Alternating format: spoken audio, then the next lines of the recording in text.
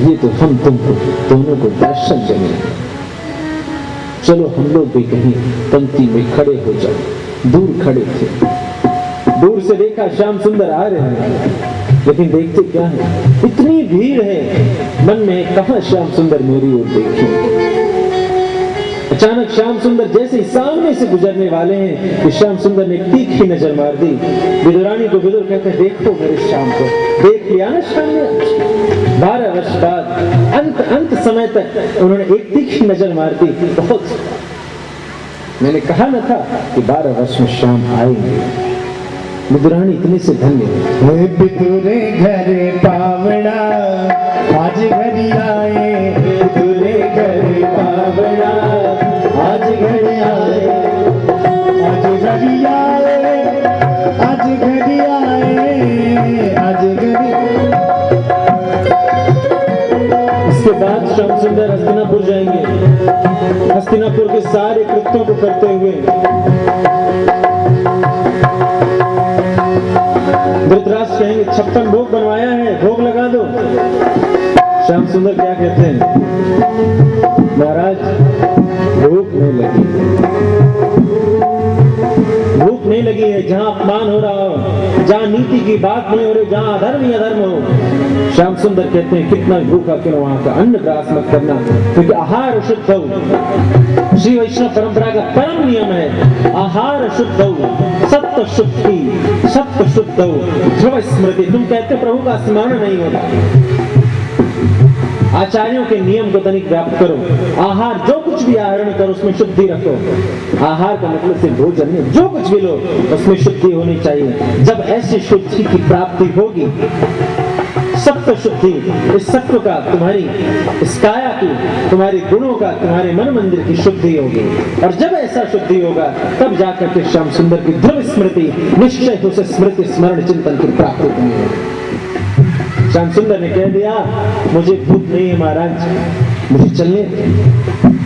कर्ण रथ सारथी बनकर के उन्हें पहुंचाता है। हस्तिनापुर के द्वार पर आने के बाद श्याम सुंदर कहते हैं, कर्ण बहुत हुई, अब लौट जाओ। कर्ण को लौटा दिया, अब श्याम सुंदर चल गए। इधर विदुर नहीं है घर में, विदुरानी के घर, विदुरानी भीतर।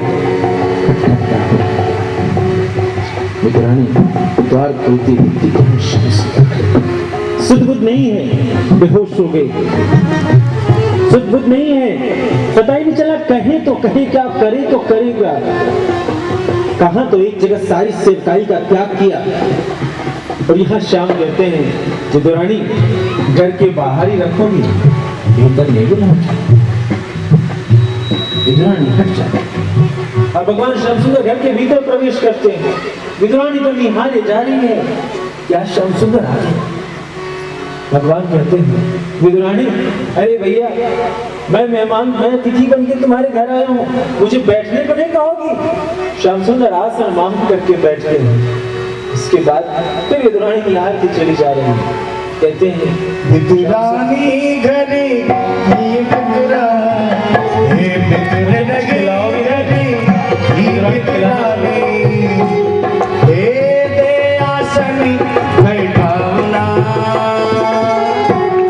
विदुरे घरे पावना आज घड़ी आए, विदुरे घरे पावना आज घड़ी आए, विदुरे घरे पावना।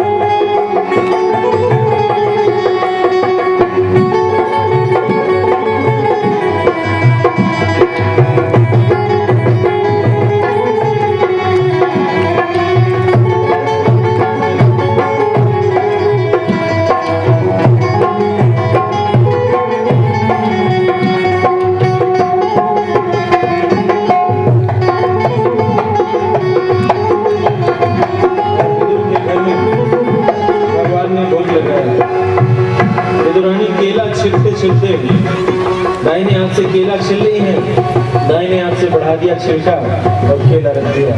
भगवान उसका भी जा सकता, वो छिलका भी छोड़ने को तैयार है। मेरा श्याम तो इतना लालची है प्रेम का कि तुम्हारे हाथ का छिलका छीन कर खा ले, ना दोगे छीन कर खा लेंगे। तभी प्रेम से बुला दो। गोपियों ने मटका चीका पर ऊपर रखना शुरू किया, तोड़ तोड़ करके शायद नीचे का मटका छोड़ के ऊपर वहां छुपाया है। मेरा श्याम तो बड़ा मटके की खेल सिर्फ श्याम सुंदर ने कृष्ण अवतार में नहीं किया, श्याम सुंदर ने राम अवतार में भी किया है। अध्यात्म रामायण में कृष्ण की चर्चा, वहां भी भगवान मटका तोड़ के मैया डांट रही, अरे आंखें चोरी करता है, भूख लगी थी, बड़ी भूख। और सब लखन भी कह रहा था क्या करूं, लखन रोने लगा इसलिए मैंने मटका पिटाई पड़ गई, दधी ओदन लपटाई, मानस में एक जगह थी। बचपन की वो बाल लीला एक बार हमारी सरकार दौड़े दौड़े चली जाती, मैया के काम में लगी पड़ी, कूद करके मैया के आंखों पर हाथ डाल दिया। चारों भाई पहुंच गए। आज प्रभु को कुछ लीला करनी थी, कुछ ऐसी प्रतिज्ञा करनी थी, कुछ ऐसा वचन लेना था मां से, जिस वचन के बिना जानते नहीं सरकार मैं कुछ नहीं कर पाऊंगा।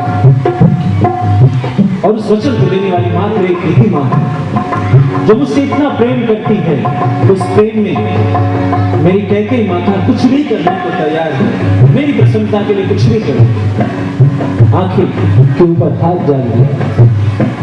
शत्रुघ्न कहता है माता आज पहचानो नहीं तो हार जाओगी। मैया क्या करें, आज पहचानो माँ कौन है, नहीं तो हार जाओगे। सभी चारों भाई मिल करके कहते हैं माँ पहचानो किसने तुम्हारी आंखों को बंद किया है, वरना तुम जीत गए तो जो तुम कहोगी वो मानेंगे, हम जीत गए तो जो हम कहेंगे वो मानना पड़ेगा। मैया ने कहा शत्रुघ्न तू ही है नटखट।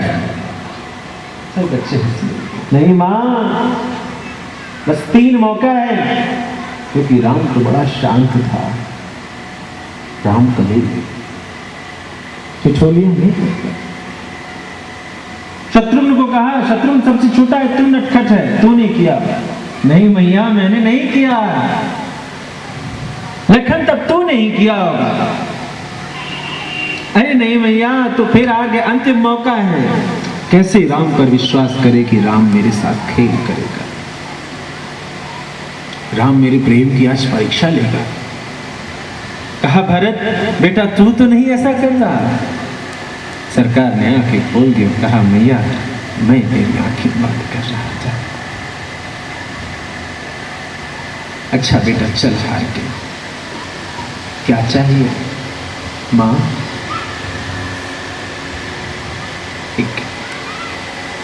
एक बच्चा। मैं तुमसे कभी कुछ मांगने आऊंगा, मैं तुमसे कभी कुछ मांगूंगा, उस याचना की पूर्ति करूंगा। मैंने ये इच्छा उसको अपने पास रख दिया है।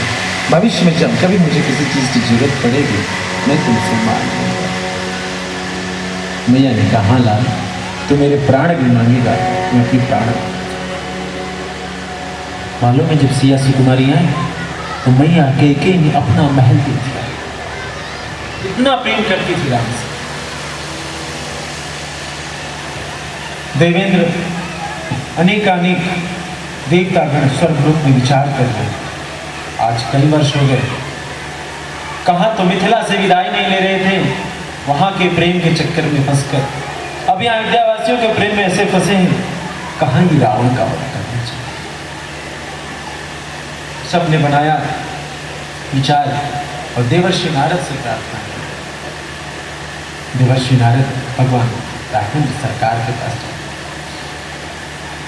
राघवेंद्र सरकार एकांत में सरकार से कहा कि प्रभु आप जिस उद्देश्य के लिए यहाँ आए उस उद्देश्य की पूर्ति का आप समय आ गया। सारे देवतागण विचलित हुए।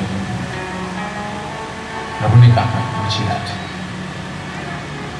मुझे वो क्षण, मुझे वो संकल्प याद है कि मैंने किस हेतु से आपका देवर्षि आप जाएं, अब उसी उद्देश्य की ओर हम सभी बढ़ेंगे। इसी भाव से